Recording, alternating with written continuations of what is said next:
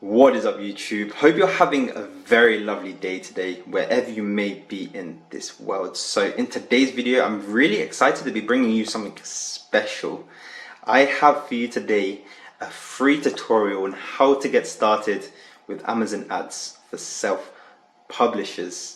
Now, this video is over an hour long, so it's going to be a big journey, guys. So make sure you're ready for it. Get some drinks, get some popcorn, get a pen and pad, so you can make some useful notes along the way. And of course, feel free to jump to any part of this video that's going to be most helpful for you. There's timestamps in the description below so you can get there efficiently. If I go too fast or if you don't understand any section, then feel free to rewatch it or drop a comment below with any questions that you have. But otherwise, guys, if you like this video, please do give it a like. It took me over 2 days to make it. And if you do like content like this, be sure to subscribe to Ben Chinook. So people, this is one of the most highly requested videos out there, and I'm glad to be finally bringing it to you guys. Introduction to Amazon advertising for self-publishers. Before we get started though, if you are new to KDP and you're looking for help to publish your first few books, then go ahead and check out my free tutorial that I made here on YouTube. This is for low content publishing. So if you're interested, go ahead and click in the right hand side of this screen if you're on desktop, and there should be a link that will take you right there. But without further ado, let's get started into this tutorial. Now, first things first, I'm going to show you the aims of this video. So hopefully if you do absorb everything from this video, you'll be able to understand all the advertising terms and metrics that you're going to encounter. You're going to understand all the types of ads available to you as a self-publisher. You're going to know how to run an ad. You're going to know if your ads are profitable or not. And most importantly, you're going to be able to optimize those ads so that they do become profitable. So guys, I will give you some arbitrary numbers for you to follow as well, just so you know you're in the right area. For example, the budget, the bids, the amount of time you should leave your ad running for, and things like that. But ultimately, I want to give you the knowledge base to make your own informed decisions when running your advertising. And I think that's going to be more valuable to you than me just giving you a set of rules to follow. Because times do change. My last video, which was about a year ago on automatic ads, I suggested one bid, and that suggestion probably isn't so valid in today's times because bids do change. So what would have worked a year ago probably doesn't work so well now. So I want you guys to be powered with the knowledge from this video so you can continue to be successful with advertising into the future. So let's go on to the contents of this video. They're all going to be timestamped in the description below, so feel free to go to a place where it's going to be most helpful for yourself.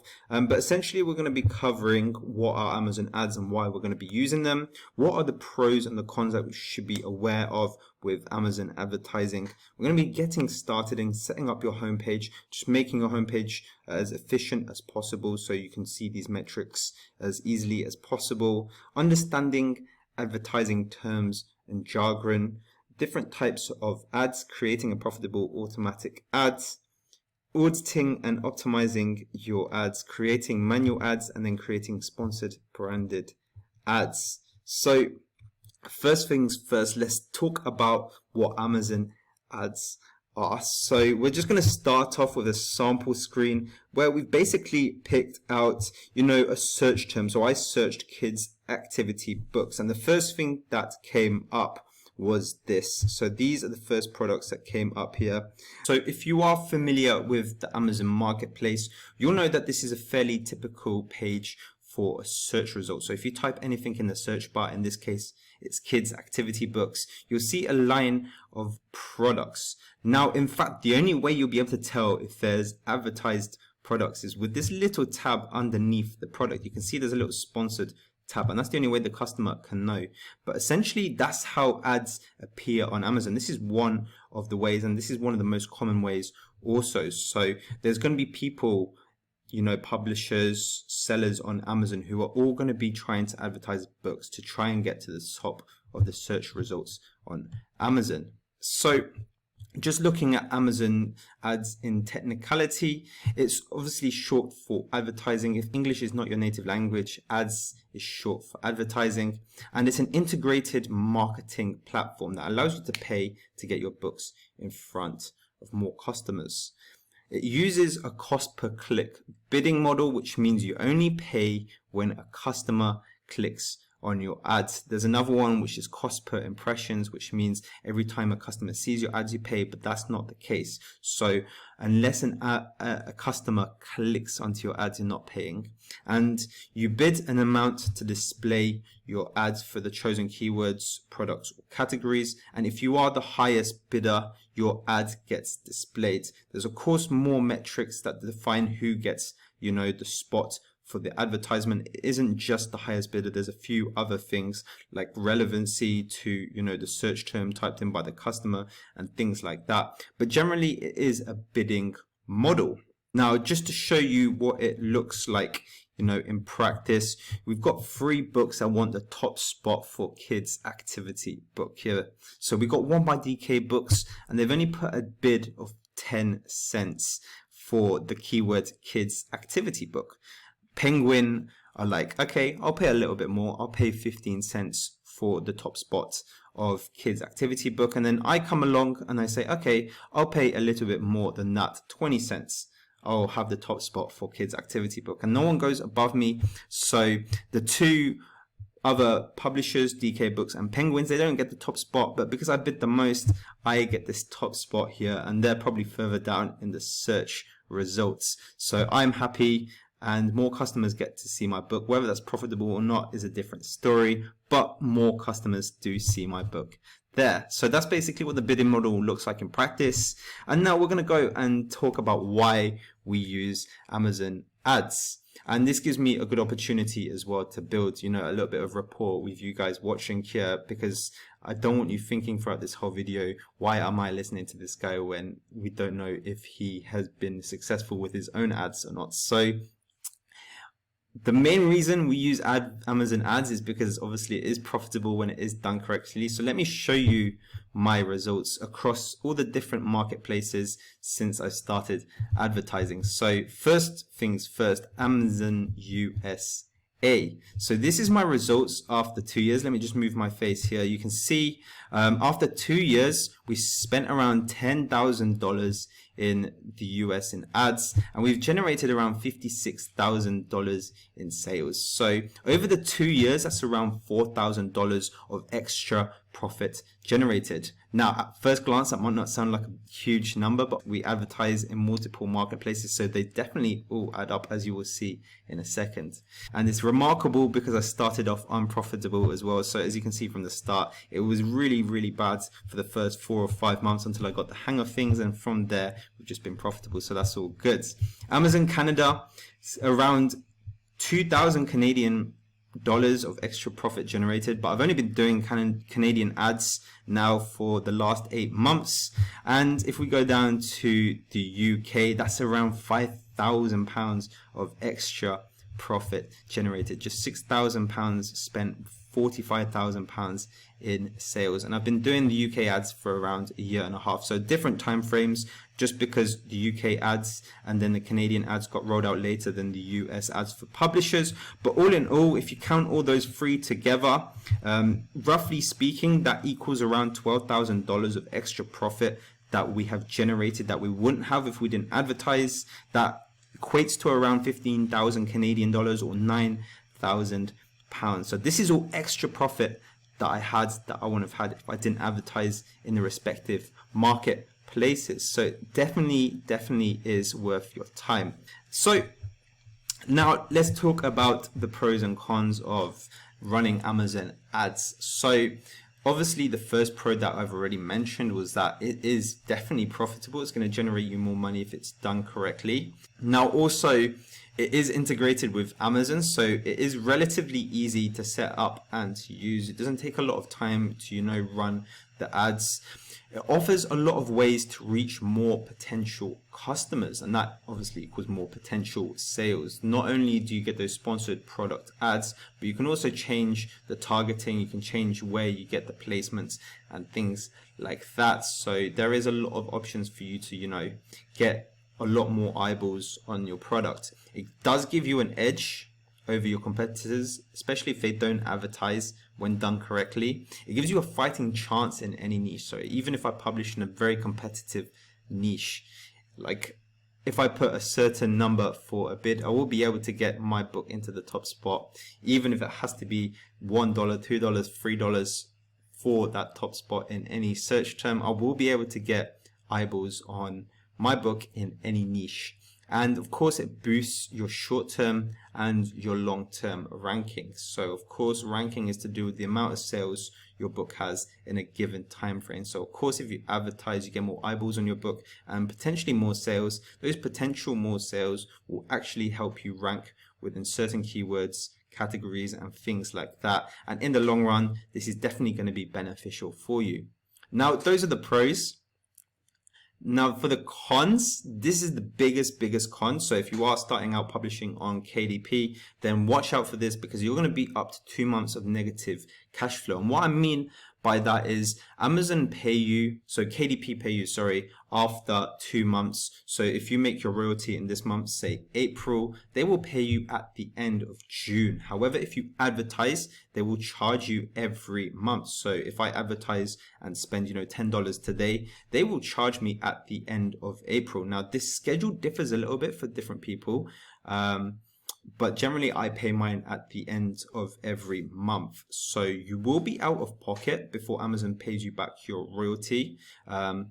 So just bear that in mind. If you're starting and you have not a lot of money, this is going to influence how you approach your advertising. So the second con is that it can require constant monitoring to stay profitable, and just the overall time investment that you may need, for the upkeep of advertising on Amazon. I can imagine if you're already working a full-time job, for example, you have kids, you're doing publishing on the side, and the last thing you would want is, another thing that you'd have to constantly be checking and taking up your precious time. So in that sense, it can be annoying, but that's just how the marketplace works. Every keyword has a bid, for example, and bids can change. So for example, if it's coming close to Christmas, a bid for a keyword that was once profitable for you is no longer profitable, because a lot of other publishers want to bid more for that keyword because they want more sales for Christmas, for example. So just one of the cons of the business. The third one is it may take away from organic sales. So this one's a bit hard to describe, so I'll just show you that picture at the start again. It's a prime example of it. As you can see here, I typed in kids activity books, and this is the first thing that popped up. These two books, this jumbo activity books for kids, the one on the left is an advertisement and the one on the right is organically ranked. So this ad is actually distracting from that organic ranked sales. So people might be clicking on the ads and they're kind of spending without getting much in return. If that ad wasn't there for that book and just the organic ranked book was there on the right, then they'll probably be getting similar sales, but instead people are going to be clicking on the ad now and they're going to be spending for a position they were already ranked well for anyways. So that's another thing that's kind of hard to stop, but it is one of the cons. And the last one is that it is very numerical and data heavy. So you might be coming into publishing because you're a writer, you're more of a creative and stuff, and then all of a sudden, as a self-publisher, you get hit with this Amazon ads and all you're looking at is numbers. Now for me, I love it. I love everything to do with numbers, so it's right up my street.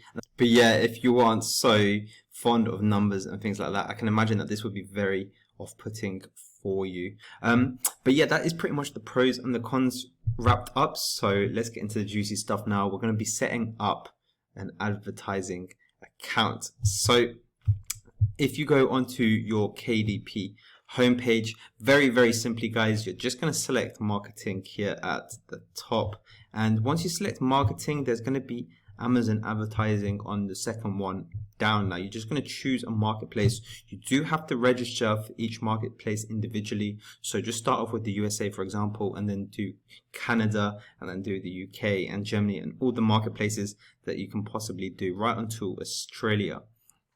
They're just going to ask you for your details like they do with KDP, you know, your address, your bank details, so you can pay for the ads and stuff like that. There's a few things that does catch you a little bit, so I'm just going to highlight them right here, not on that one but on this one here. So the top one here, if you are your own self-publisher, then just click advertiser or brand owner in this instance. If you're advertising on behalf of someone else, then you are an agency, and the advertiser name, you just put your own name. In my case, it's Benjamin Chinook. And the second bit is right here at the bottom as well. This caught me off guard when I first did it. So account identifier can be anything. I just type my name in again, but you just literally type anything in there. And the VAD registration number, if you don't have one, you don't have one. Don't click I accept and acknowledge all of the terms and conditions of the VAT agreement if you don't have a VAT number. If you do have a VAT number, you've got to type that in, and then you want to check that box. But if you don't have one, don't check that box, and then just press save, and then your account is pretty much ready to go. So if all is well and jolly, then you'll see a home page like this. If there is anything wrong, if you know your card didn't work or something like that, there'll be a red banner here at the top, and it will just tell you what is wrong with your account and why you can't start advertising yet. But if that red banner isn't there, then you're pretty much welcome to go ahead and create a campaign. But before we do that, guys, we want to go through the homepage. We want to optimize it so that it shows you the most relevant data, and we also want to go through what all these terms, all this jargon with advertising means. So stick with me for the next slides. So here are the advertising terms and jargons that you're going to come across when you come to your home page on the advertising console, when you come to creating new ads and things like that. So these ones here aren't metrics. These are just random ones that you're going to come across. So if I put my face over here to the left, as you can see at the top, Amazon Marketing Services, AMS, or ads is just Amazon advertising. It used to be called AMS for Amazon Marketing Services, but that name has discontinued. So if you see any of these, that just means Amazon advertising. Now the next word is campaign. So campaign is used a lot, but a campaign is just a specific advertisement or ad group. It's a very, very vague term that just generally is the same as your ad essentially. With target is the specific target of your ad. So normally it falls under 3 categories: keyword, product, or category. So you can target a keyword, you can target a product, so you can display your ad next to someone else's product, or you can target a category, so your ad will come up when someone browses a certain category. A bid is the amount you are willing to pay to show your ad against that said target, and budget is the amount you're willing to spend on an ad in one day. So those are non-metric terms. Now we're going to go onto the metric terms, and the metric terms are the ones that add up here. So you can see that there's a whole list of metrics here, and we're just going to go through them all. If we go back onto the slide, I go into them in a bit more detail. So the first one here is impressions. Now impressions very simply means the number of times your ad is shown in front of a customer. So if I search something up on Amazon and then I scroll down and I see an ad but I don't click on it, that is an impression. I see the ad but I keep on scrolling, and we don't pay for that. That's absolutely free. However, a click is the thing that we pay for, and a click is when a customer sees your ad and then clicks on it to go onto the whole product page. And that's what we pay for as an advertiser. So the next one down is CTR. Now this is an important metric for Amazon. It's called the click-through rate, and it's a percentage that comes between clicks and impressions. So the actual equation is right here: clicks divided by impressions just times 100. For us as a publisher and an advertiser, there's not much you can do with the CTR. You just got to make sure that your designs are on point. You make really nice books and you use relevant keywords. But it's very telling for Amazon because obviously they have a bank of all the typical CTRs for every niche, and it's a good indicator for them to see how relevant your ad is for a certain target. So if your ad is underperforming in a certain niche, then Amazon might not choose to display your ad even if you bid higher than other people's. So just make sure your designs, your books are on point, and keep that CTR high. So that's the first three done for you. The next one is CPC. So a CPC is literally cost per click. And again, it's an equation. It's just literally spend over clicks. So if I have 100 clicks on my ad and that's spent $100, that's just going to be $1 for CPC. And then this CPC can actually tell you how much you'll be expecting to bid in a certain niche. So a CPC is something that I do look at, especially when I'm running ads across all my low content books, because then it's going to tell me which niches are going to be most profitable for me to advertise in. So if one niche costs me 10 cents to bid in and one niche costs me 30 cents to bid in on average, and they both give me the same amount of royalty, it's just going to tell me more about the niches that are going to be real winners for me. So that's why I like CPC. Orders is the number of times your ad resulted in a sale. Very simple. Sales is the total amount of revenue generated from your ads, not profit, not royalty, the revenue generated from your ads. So if your book costs $10 on Amazon, then your book sells once, that sales is going to be $10. It's not going to be the royalty amount. So just bear that in mind. And the spend is the amount you spent on an ad. Very simple. And ACOS is the last abbreviated term, and it stands for advertising cost of sales.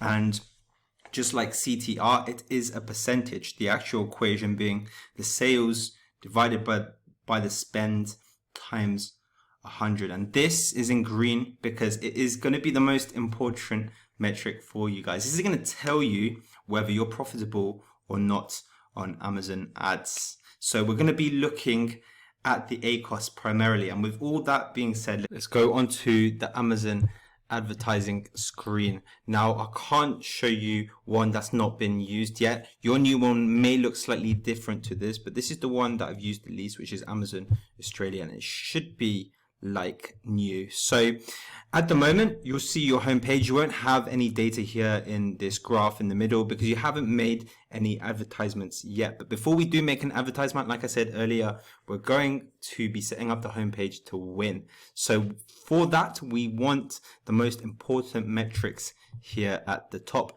And if you remember, the most important one was ACOS. So I want to put ACOS there first because that's going to tell me whether my advertising is profitable or not. And that's the first thing that I'm going to see. So that's why we've put that one there. We also want spend because we want to find out how much we've spent over time. Is it increasing? Is it decreasing? How's the general landscape with advertising happening? So spend is going to be next, and then sales afterwards. Now, so from here on, the rest of them don't matter too much as they get shown down here when you create your advertisements. And that's probably going to be the more useful spot for you for other things like clicks and stuff like that. But we can add clicks up here anyway. It's always nice to see to start off with. When the number's too big, like in my US store, for example, it's like 100,000, then it's not that useful. But when you're beginning out and you see your first few clicks come up here, then it's useful to gauge if your ads are getting traction or not in a snapshot. So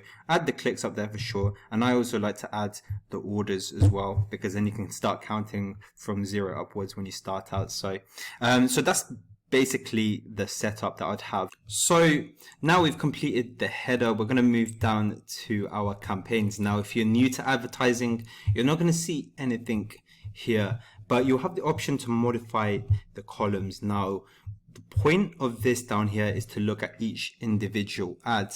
Now, when you have your first few ads, it's not going to be an issue, but when you do start getting lots of ads, especially if you're a low content publisher and you publish a lot of books, you're going to have a lot of advertisements. So you want this process to be as efficient as possible. You want to be able to scroll down to your ads and get some meaningful data from it. So we want to go out of the default columns that are already up here, and we're just going to customize the columns here. Now we're just going to untick anything that's going to not be very helpful to us and just tick things that will be helpful to us. So clicks is definitely helpful to see. As you'll see a lot later on, again with cost per click, that is very important to see. Orders and sales kind of convey the same thing, so we're going to untick one of them. I normally just untick we'll just untick sales for the time being.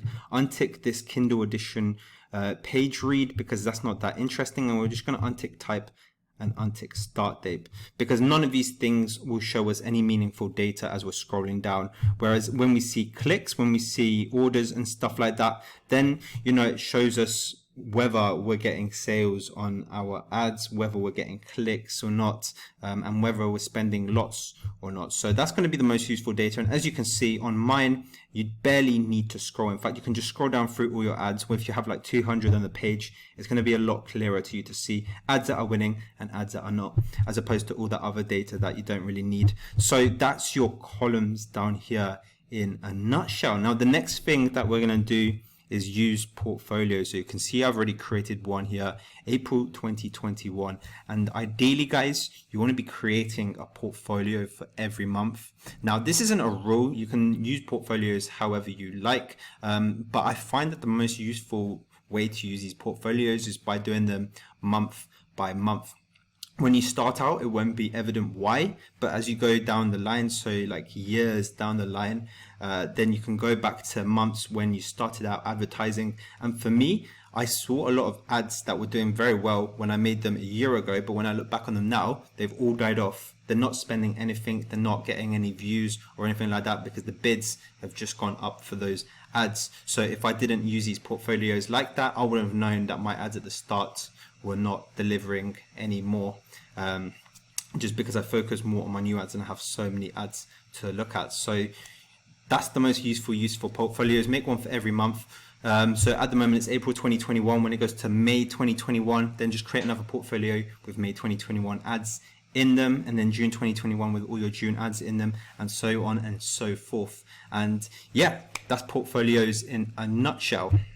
So one last thing about the homepage that I do want to bring your attention to is this history tab here. So if we look at this history, if you have a lot of ads, it's not going to be so helpful. You probably want to go in each individual ad and then look at its history. But if you only have a few ads at a time, then this can be very helpful because it shows you your data over a given time frame and all the changes that you made to your ads. So these dashed lines here represent a change or an added advertisement on this account, and this is helpful because if say I changed one of my ads, so I added some keywords to an ad that I wanted to target, and I look back on this, I can see my ACOS over time. So my ACOS is my profitability. If say my ACOS started dropping, so it started getting more profitable after I changed the keywords, then I'd see the graph, so a line graph for ACOS, drop as I made the change. And obviously there's a dashed line where it changes, so you can kind of correlate the two data points together, and it gives you a very, very interesting snapshot as to how your changes affect your metrics within your advertising console, if that makes sense. So if it doesn't, we'll get back onto it a little bit later on when it comes to optimizing the ads. But yeah, this is a nice, helpful tab here when starting out. So now we know what the metrics mean, what all the advertising terms mean, and we've optimized our homepage to be as efficient as possible. We can go ahead and create an advertisement, but there are different types of advertisements that we can create. So let's head back to the slideshow to see what those advertisements are. So there's only two main ones. There's sponsored product ads as the main type, and there is a sponsored branded ad as well, which is fairly new for publishers. I'll talk about that in a second. But the first main type, sponsored product ads, is the one that you saw towards the start of this video. It's the most common on Amazon so far, and basically it puts your product in front of a search result. So there's two subtypes of sponsored products ads, and those are auto and manual. So an automatic sponsored product ad, the main point of this is that it lets Amazon choose the targets for you. So when you go onto an automatic ad, you're letting Amazon choose the targets for that ad. And to refresh you on what target means, it means it's going to put your ads in front of a set of given keywords, products, and categories, and Amazon completely chooses that for you. Now this is quick, so you can set one of these ads up, as you'll see in a second, in 2 minutes, but it's not going to be quite optimal. Amazon can only guess what keywords, what products, what categories is going to be optimal for your, so it may not always pick the most price efficient keywords, or may also miss out a couple of keywords that you really want your book to rank for. So it's not quite optimal in that sense, but it is the best to begin with. We find out which targets work, which keywords your book is performing best for, and then that's when we can create a manual ad. So the difference between auto and manual, just essentially you choose your own target. So you choose your own keywords that you want your book to show up for, you choose your own products that you want your book to show alongside, and you choose your own categories that you really want to be pushed forward for. It can be cheaper than automatic. Obviously, if you choose your own keywords, you might pick some, in a more price efficient manner. So you might choose bargain keywords that no one's ranking for, but it has high search demand. So you can actually get them cheaper than auto, and they are more optimal and probably more profitable when you do them correctly as well. So the other type of ads is the sponsored branded ads. Now, I had access to this through KDP fairly recently. It was like November in 2020 that I first got in touch with this. So sponsored branded ads is completely different to sponsored product ads. This here you can see is a massive banner at the top with your brand on it. So you can see this brand here is highlights, and it shows 3 of your products, and it shows your products, it shows your brand after as a search result, but before the customer gets to see any other products. So literally, as you see here, it literally is just this banner here. So you've basically got the whole page to yourself on Amazon that gets 300 million customers every month or whatever it is. So it's a very, very powerful ad. But obviously, guys, on the flip side, you're going to be paying a lot more to get your sponsored branded ad out there. It's a 10-cent minimum bid compared to 2 cents for the previous type, the sponsored product ads. That reflects basically on how much more expensive it is going to be. So you make sure you do have money when you do make these ads, and it works better for pen names offering a lot of titles in a niche. That's just from my own experience as well. But I'll talk more about sponsored branded ads afterwards, after we nail the sponsored product ads first. So the other types that I'm not going to talk about, this lock screen ads one is available to publishers, but I don't use it, so I'm not going to say anything about it. And the sponsored video ads, you would have probably seen all across Amazon as well. To the best of my knowledge, that is FBA only, that's fulfilled by Amazon only, so people who sell on Amazon. For publishers, I've not seen a way to get access to this. So that's just a quick comment on those two. But guys, without further ado, the moment you may have been waiting for is setting up an auto ad. So just a few quick notes before we go ahead and do it. If you have no money, guys, then don't advertise until you do have money. So as you saw in the cons, you're out of pocket for 2 months if you don't have any money as it is, or if you're just scraping by and you really don't have any spare, then don't advertise. Try and rely on organic sales first, and then when you start getting paid from Amazon, then it may be a good idea to start reinvesting that money into advertising. If you are on a budget, then advertise the books that have lots of reviews are doing well first. If you say only have $10 a month, which isn't a lot at all, then use that $10 to advertise something that's already doing well, that's already got reviews, because it's got a better chance of being successful. And optimal bids will differ for niches. This is a very, very important one, because as I said again at the start I don't want to give too many arbitrary figures because these figures are subject to change. They're not always going to stay at one figure. So my other video, I said 10 cent a bid, it would be good for an automatic ad. But if I said that now, it might be good for certain niches, but not every single niche.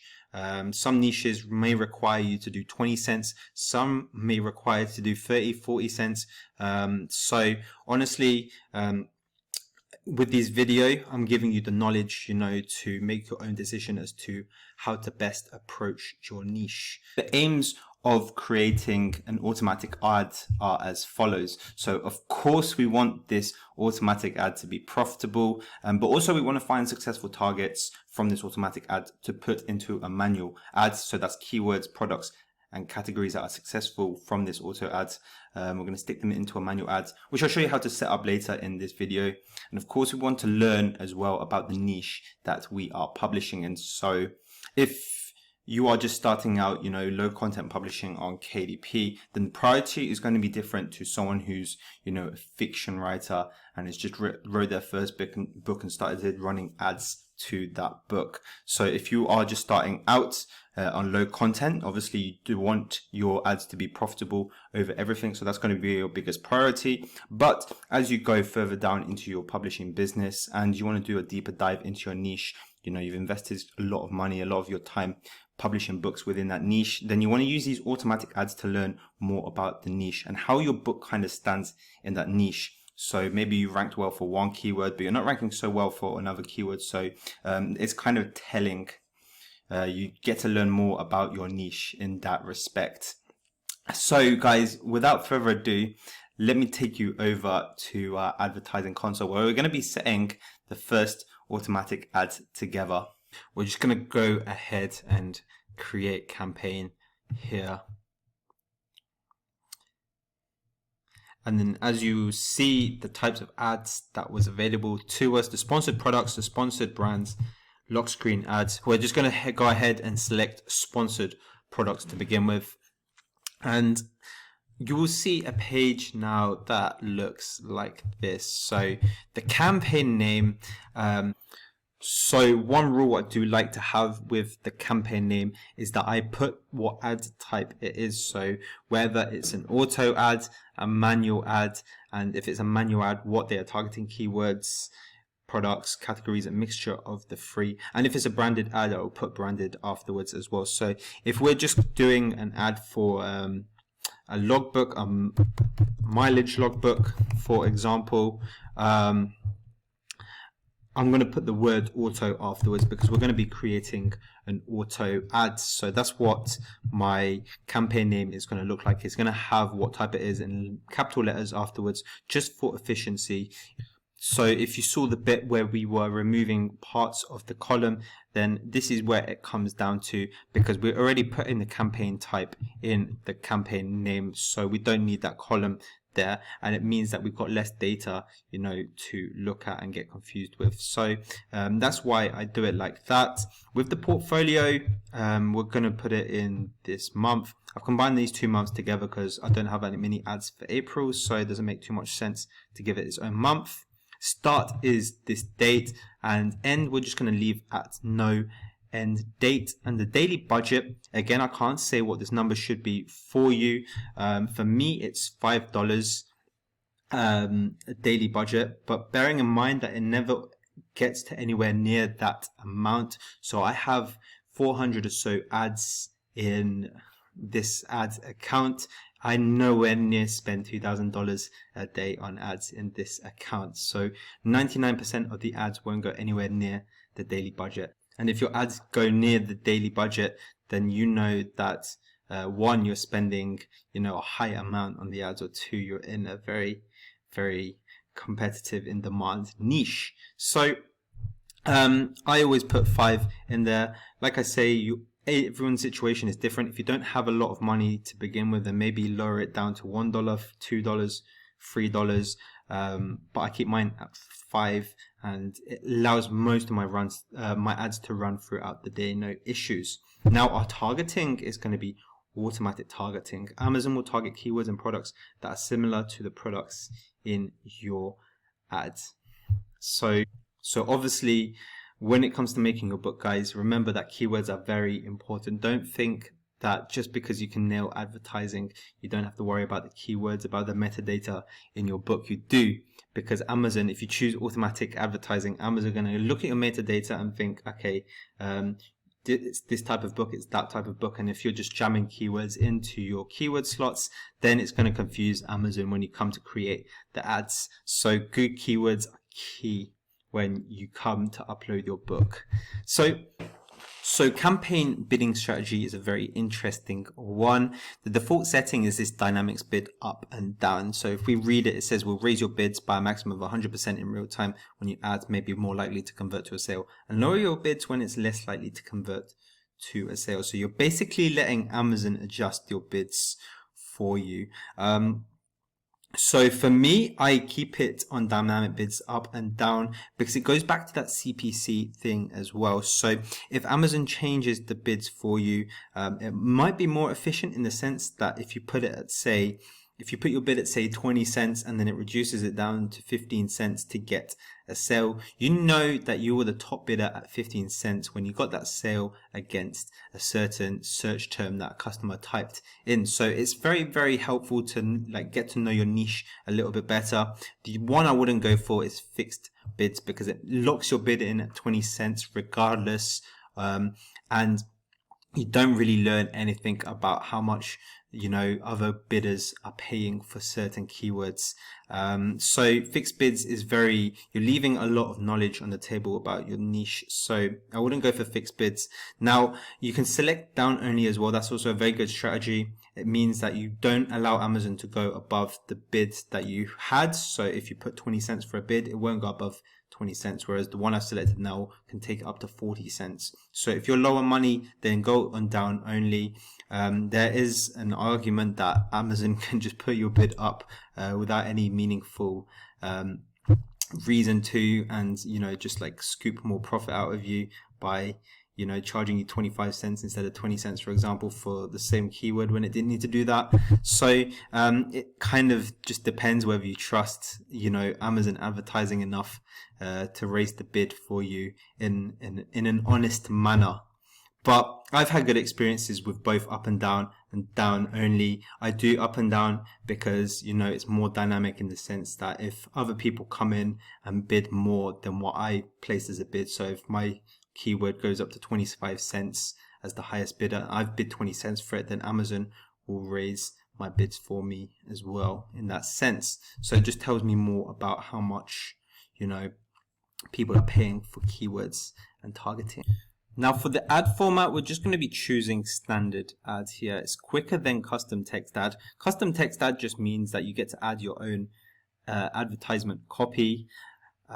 And if you feel like you've got something good to write that will help boost the conversion of your ad, then by all means add the custom text to it.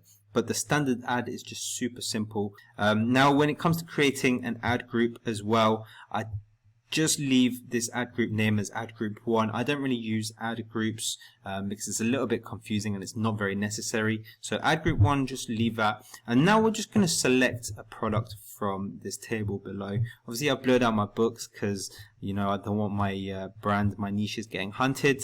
So we're just going to select a random book.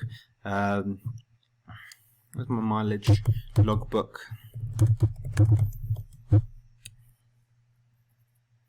Cool. So now we've added my logbook there. We can scroll down to this bit. Now this is the most crucial bit. We get to the most crucial bit of the whole automatic ads, and it's choosing the bid for your advertisement.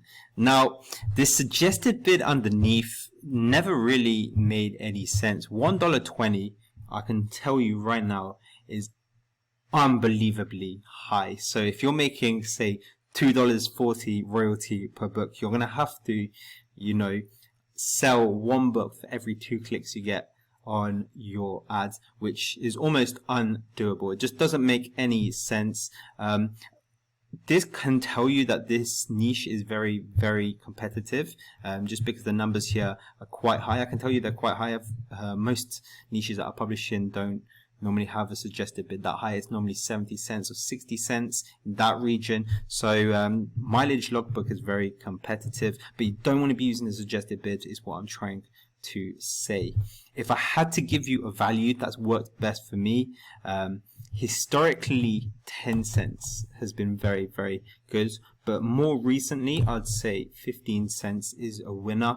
Because I'm selecting up and down as well, Amazon can take it to 30 cents, so 15 cents is the number I would go for. Obviously, again, it's down to your niche. I'm not saying this is going to give you results. If it doesn't give you results, then you're going to have to try different bids according to the niche that you've published in. More recently, this number has been the most beneficial for me. So 15 cents for a default bid. You can also set bids for targeting group, but we're not going to do that because we don't have enough information to know whether a close match or a loose match is going to be better for us, and therefore change the bid accordingly. So just keep it at the default bid. If you do have any negative keywords or negative products that you don't want to show up for, then you can type them in here. So that's all I have to say about this whole advertisement thing.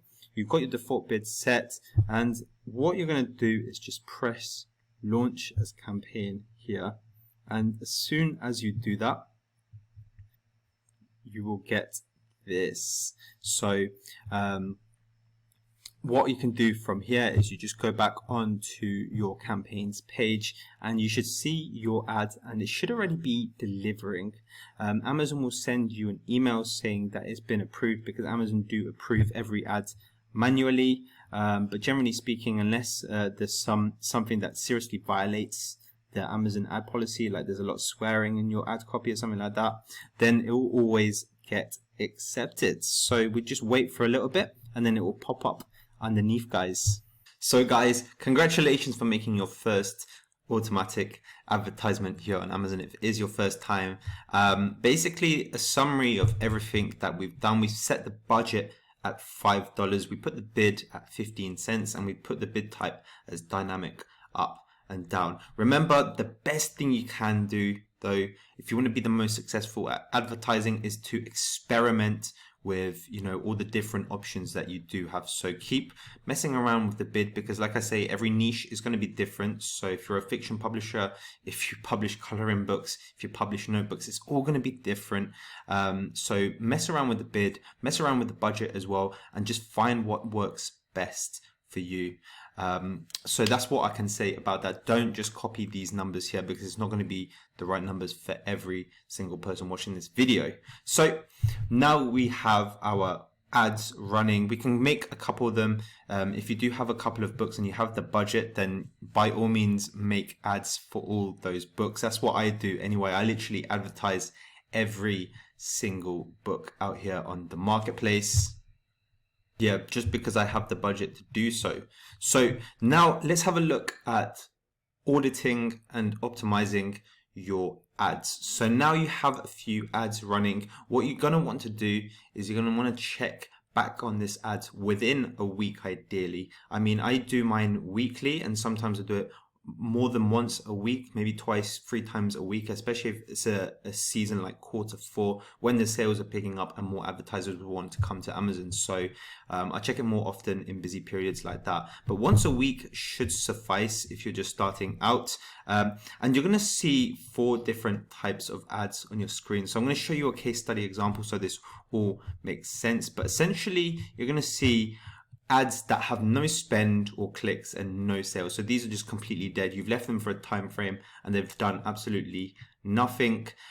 You've then got your ads that have less than 20 clicks and no sales. So they may have had, you know, like a few clicks here and there. They've racked up a little bit of spend, but not that much, maybe underneath $1. And then you have the ads that got more than 20 clicks and no sales. So if you do have any of these, then you're going to want to do something about that for sure. And then you're going to have ads that have generated you sales or orders, as you will see. So if it has no spend, no clicks, no sales, then you can see here that we're going to increase the bid by 10 cents. Now, as I said before at the start, I don't like giving you arbitrary numbers, but this is one of the safer ones to follow. If you literally have no spend or clicks on an ad in 1 week, then just try increase its bid by, you know, like a number like 10 cents, for example, and see if it starts getting clicks and sales. If you have less than 20 clicks, now this is an arbitrary number that I want to be careful with. I'm going to show you why in just a little second with my own case study example. But less than 20 clicks and no sales, just leave it for a little bit longer, because you don't have enough meaningful data to make a decision to increase the bids or to see if it's working or not, essentially. If you have more than 20 clicks and no sales, then do optimize the ads, as we will discuss below. And if you do have sales, then happy days. We're going to look into if your sales are profitable or not. But before we do all that, let me show you the case study example. These are my own ads here on Amazon. So let's say that I ran them a week ago. I added all of them a week ago, and this is the data that we have. So if I move my face over here, you can see that the layout of the columns is exactly as we described towards the start of this video. We got clicks, spend, cost per click, orders, and ACOS there. As you'll see, my budget is a little bit higher as well, 6 or 7, and this highlights the importance of experimenting with your own numbers. So I always used to use 5, but I wanted to try and see if a higher budget would give me a better ACOS and make my ads more profitable. So that's me in my experimentation phase at this point. So let me bring your attention to this one here. Look, so this one's got 3 clicks, 28 cents spend. Again, that's not enough data to do anything with. We just want to leave that running for longer, so we see what keywords customers are using to find our ads and click on it, and then we can make more informed decisions a little bit longer down the line. So we're just going to leave that one running for the time being. You see the one beneath it as well, it's just got a dash for everything, 0 clicks within the space of a week. So we know that that ad is not doing, it's not getting any traction whatsoever. Maybe the bid is too low. So we're going to increase the bid by 10 cents and just see if that does anything for that advertisement. Now this one here, look at this. So we're going to compare this one now that has 181 clicks to this one here that has 19 clicks. So this one with 181 clicks has a CPC of 0.04 of the dollar, so 4 cents. So that tells me that that is a low competition niche, but it is in high demand because I got 181 clicks in the space of 1 week, but I'm only paying 4 cents per click. So this ACOS here is very good. But look at this one here with 19 clicks. That's spent $4.54 and it has a CPC of 24 cents. So that's 6 times higher than this CPC here. So to give myself a fighting chance in this niche, I have to pay 6 times more for a click than this one here. And if we follow my arbitrary numbers that are given, 20 quick clicks or more, then we do something about it. Well, this one's got 19 clicks, so it hasn't actually reached that threshold, but some may say that a spend of $4.54 without sales is, too much, especially if you're starting out and you've got like 10 of these ads running and they've all spent $4.54. That's probably not an acceptable cost at the start of your business. So that's why I don't want, you just to blindly follow these numbers. You need to make your own informed decisions. If you don't have the budget to do that, then drop the number of clicks down to 10 clicks before, doing something about your ads, or 5 clicks. And it's important to check the CPC as well. If it's a high CPC, then you probably want a lower amount of clicks before you do something, then a lower CPC. Because like I say, every niche is different. This is one niche with CPC of 4 cents, and this is just a completely different one with 24 cents there. So that is the difference, guys, between the ads that you're going to set up as you're going along. Now the 2 that do have sales, let's just use these 2 as an example. In the middle, one of them has an ACOS of 11%. That's absolutely perfect, but the other one has an ACOS of 107%. Now it's clear that one is profitable and one is not, but if they're a little bit closer, say you've got one at 22% and one at 25%, then you're going to want to calculate whether your ad is operating profitably. So to work out whether your ad is profitable, we're just going to work out its profit margin of the book that you've published. So it's a simple equation. You get told how much royalty you'll get per book from Amazon. So if you price it at $7.99 with 100 pages in your book, you're going to get $2.64 profit. So that is approximately 27% profit margin. So very simply, if your ACOS is below that profit margin, so your ACOS is 25%, then and the profit margin here is 27%, then you are profitable. Whereas if your ACOS was 29%, then that ad is not profitable. It's close to being profitable if it continues to go down, but at 29%, it's not profitable.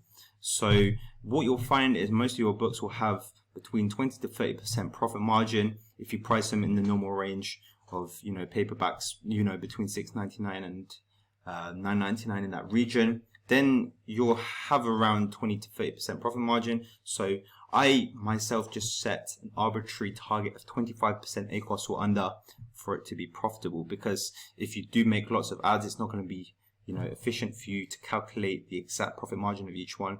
But it's safe to say that around 25% ACOS will be your break even. So now we know how to calculate the profitability. We're just going to look at the ads that are profitable and the ones that aren't. So now you know whether your ads are profitable or not. We can go ahead and use this information to make informed decisions. Now, before we just go ahead and turn off all the unprofitable ads and all the ads that have just spent a lot without making you any sales, we're going to try these 3 optimization steps. So the first optimization step that you can be doing is just by checking the placements. So it's going to look like this. So let me just show you on my ads campaigns on how to get there. So essentially, let me just move my face so it's completely clear. So if we just click on this one, for example, down here, we're just going to click on the ad that you've created, and you're going to see on the left hand side here that we've got an option to go onto placements, and that's how we're going to go onto the screen. So I'm going to go back to this example here because it's a very good demonstration as to what to do. Let me move my face back. Where should I move it? There. So essentially what you're going to want to do is look at placements that are doing very well for you in terms of ACOS. Now this one here, you can see the 3 ACOSs on the side: 51%, 26%, and 8%. So this ad overall is profitable. So this is why you want to be checking your profitable ads as well, because you can actually make them more profitable with this method. But if it has a very good ACOS, like 8%, I regard as an extremely good ACOS, you want to adjust this bid here. So if it's a good ACOS, increase it by a certain percentage. In this case, I've done 100%. Sometimes 50% will make more sense, especially if the ACOS is like a little bit higher, maybe like 10 to 15% or something like that. So still very good, but not quite as good as 8%. But yeah, increase the bid adjustment for the good ACOS there, and it will probably boost your sales. So that's one optimization step you can do to improve the profitability of your advertisement. Now the second one are targets. So to get to the targets, we're going to go back onto here, and instead of going on placements, we're going to go back up to ad groups, and if you scroll down, just click on this ad group here. And now the sides will change and you'll have a tab for targeting. Now if we just go ahead and click on it, you'll see if you scroll down, there's going to be 4 different types of automatic targeting. If I just bring this open here, automatic targeting group, you've got close match, loose match, complements, and subtitles. And so that just refers to the type of targeting that your ad is doing, whether it's following the search term of the customer closely, loosely, complementary, or substituted. It's going to show you how your ACOS is performing for these different types of targeting groups. And as you can see, if we go back to this slide here, that in this example here, this is again one of my profitable ads. As you can see, 17% ACOS there. It's profitable for me.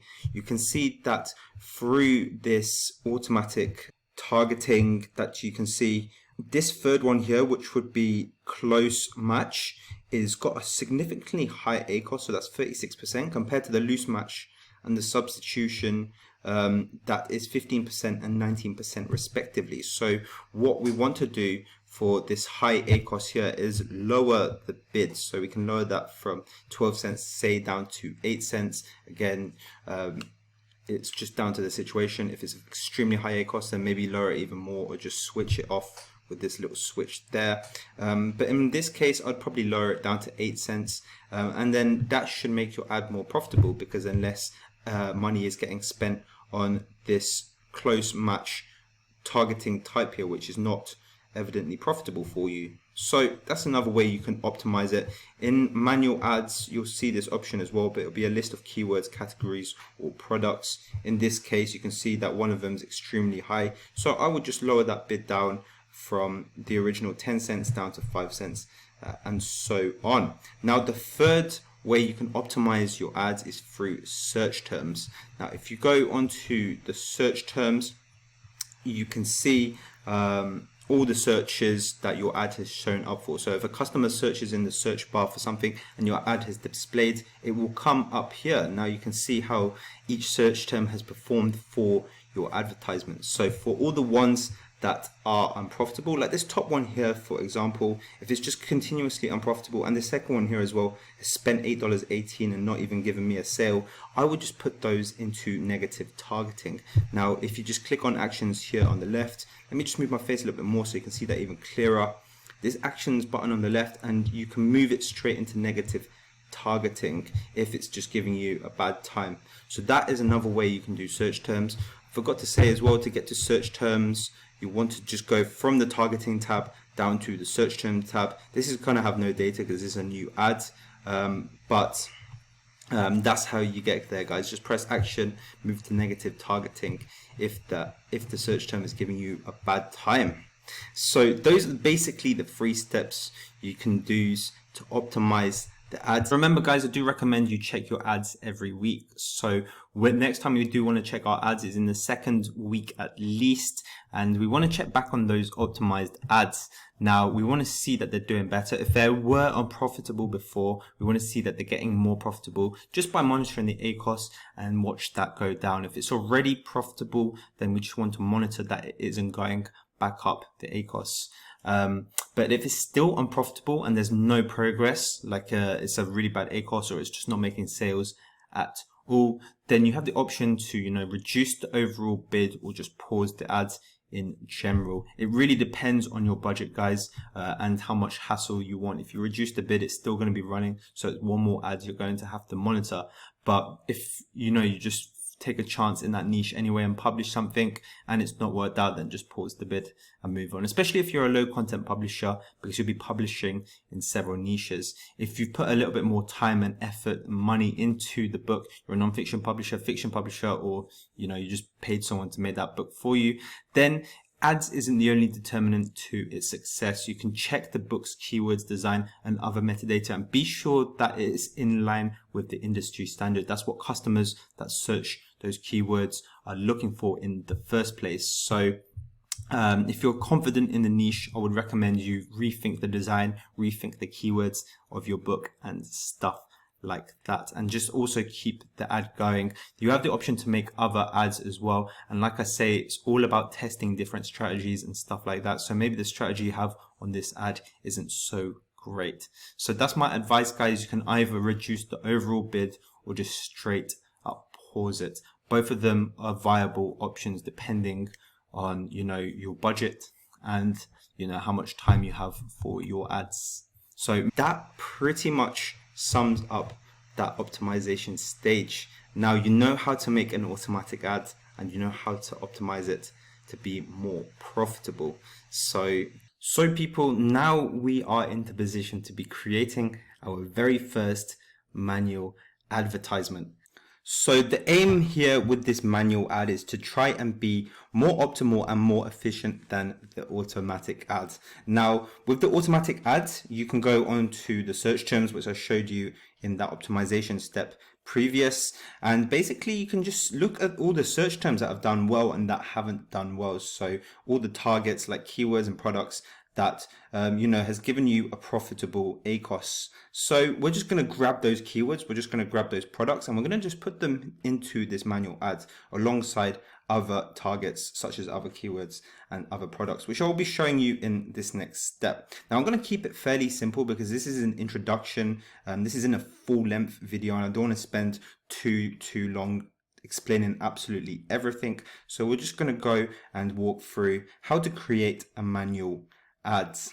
So we're just going to go create a campaign exactly the same as the automatic ad, guys. So sponsored products just here, And now we're going to see exactly the same layout. So remember the naming convention, we're just going to do as we did before. So let's put that in lowercase so it stands out. And then we're going to put man instead of auto because it's a manual ad this time. And we're going to put K for keywords because remember the targeting types of the manual one, there's keywords, categories and products, and in this example we're going to be targeting keywords, so just K for that. Exactly the same portfolio, guys, because it is April 2021, no end date, and I stick the daily budget again at $5. Now if you click manual targeting here, the campaign bidding strategy defaults to down only. So as I said with the auto ads, both strategies are very good. I prefer up and down because it tracks the CPC a little bit better, so I know exactly where other bidders are in their niche, but down only is also a very commendable strategy. Fixed bids I just wouldn't go for as last time, but as long as you choose the first two here, either one is absolutely fine. Ad format, we're going to choose standard ad again like last time, unless you have a good advertising copy. And create an ad group, we're going to leave that because we don't want that hassle, and we're just going to select the product exactly the same as last time.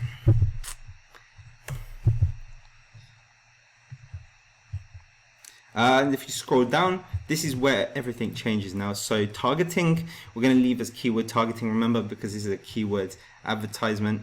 And then when you leave it as keyword, you're going to see this bit down here. So this is just a list of suggested keywords. Before we add all of them, it is a good idea to add all of them.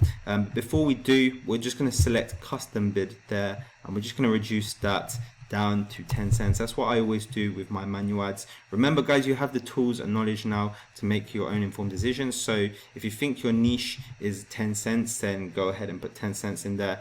If your auto ad says that there's more competition in that niche or less competition, then just adjust the manual ads accordingly. So once you've entered your custom bids, you're just going to add all those keywords. You can also enter your own keywords as well.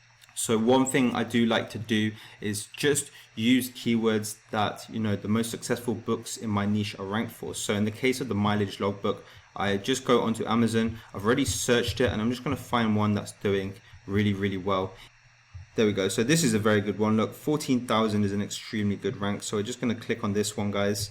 And what we'll do is we'll just scroll down, let Helium 10 load, and we're just going to select keywords here. Now the keywords will load and it will give us a long list of keywords and it will show us what that has ranked for. So what we can do is actually just take the keywords from Helium 10 and yeah, just add all the keywords that this book is ranked for into our manual ad. And that's something I do like to do as well. But that's basically the manual keywords ads in a nutshell. If we do want to do product targeting, you're going to see again, there's the default bid and categories and individual products. You can select the recommended categories there, or you can just choose your own. And the same with individual products. There's sometimes it comes up with some suggested ones, but in this case it hasn't found any. So you just want to enter your own products that you're going to advertise against. So default bid, I always like to keep that at 10 cents again, and then boom, exactly the same. Just launch your campaign once you're targeting some products and categories. Now with sponsored branded ads, let's move on to that. Very finally, I have a good video, so I'm actually just gonna put that video on top of this one because I've already made a nice video on creating a sponsored branded ad here on YouTube. So the main points of it are there's a minimum 10-cent bid, so be prepared to spend. You must have at least 3 books in a pen name to advertise it. So if you're just literally got one book, maybe you're a fiction or non-fiction publisher, you have one book in this pen name, then you can't do a sponsored branded ad until we have 3 books in that pen name. If you are on a budget, then advertise books that have a lot of reviews are doing well first. Remember, this is going to be a lot more expensive. So if you are new to advertising, then try the auto ads first. If you do already have successful books, then you can create the branded ads for them, but just be prepared to spend a lot of money. So if you're new to publishing, definitely don't start with branded ads. And obviously optimal bids will be different, so exactly the same for auto and manual ads is branded ads. But yeah, have a look at this video if you want some more information on how to set it up. So if we go here and create a campaign, you're going to see this middle option here. So if we click on continue here, and it looks like the start of it's a normal advertisement. You've got your campaign name, portfolio, as you'd expect. So guys, we're going to switch to screenshots as I'm not trying to show all my best-selling pen names and books. So as I was saying, the first bits of the create campaign in your sponsored branding advertising is pretty much the same. There's this little bit at the end of settings that says landing page, but Amazon take care of that for you. They maintain it and they pretty much run it as well. So that's pretty cool. And then as you scroll down, and this is where things start to change. So you're going to have to select an author. So as I was saying before, you can't mix and match pen names in the same sponsored branding advertisement. You're going to have to select a pen name, and then the products will auto-populate based on what the pen name is. So you're going to have to select a minimum of 3 products. Amazon suggests a minimum of 5. Intuition would tell you to add your best-selling books. Basically, I think the ones that will do the best are ones with the most social validation. So if you've got a lot of reviews on the book, if it's got a beautiful design, then definitely put that in there. Otherwise, you're just going to be missing out. So put your best books as the products, of course. When you add 3 as well, then this bar will pop up. So creative. And it kind of looks really cool. It looks like you're designing your own website almost. So I've never seen this in any other ad before. Basically, you can add some text. So your headline, which is where it pops up on this little sample here, your headline here. So you just want to put a call to action there, something like check out our books. Probably not the best example, but something along those lines. It's like a call to action. You want to add a profile picture as well. If you click on see examples, you see what's allowed and not allowed. There is a lot of what's allowed, so you can add a logo, you can add yourself in there if you wanted to. You can add another person, like just a random stock image of someone to represent your brand. You can add like an illustration from your book, and you can do quite a few things. So there's a lot of opportunity there as well to stand out from the rest of the books within the niche.